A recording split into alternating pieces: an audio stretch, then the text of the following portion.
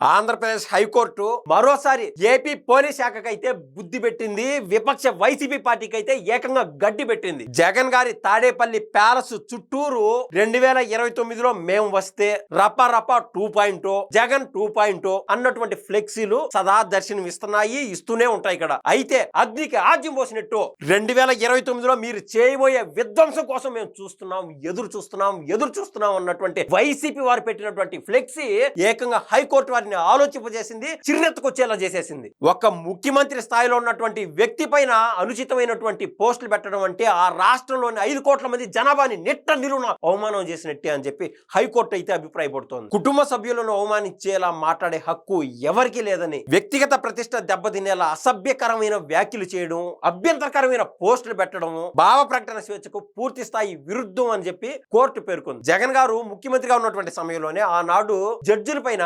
అసహ్యమైన, అభ్యంతరకరమైన, జుగుప్సాకరమైనటువంటి పోస్టులు పెట్టిన నాడే పోలీసు శాఖ కన్నా తీవ్రంగా స్పందించి ఎవరైతే ఆ పోస్టులు పెట్టినారో వాళ్ళు ముక్కు పిండి జైల్లో కన్నా వేసింటే ఇవాళ రాష్ట్రంలో రపారపా అనడాలు, ముక్కులు కోస్తాం, చెవులు పిండుతాం అనేటువంటి వ్యాఖ్యలకు దూరంగా ప్రశాంతంగా స్వచ్ఛమైన నిండైన మనసుతో అభివృద్ధిని, సంక్షేమాన్ని కాంక్షిస్తూ ఎప్పుడు దేశ స్థాయి లెక్కల నెంబర్ 1గా ఈనాటికే ఉండేదని నేనైతే స్పష్టంగా చెప్పదలుచుకుంటున్నాను.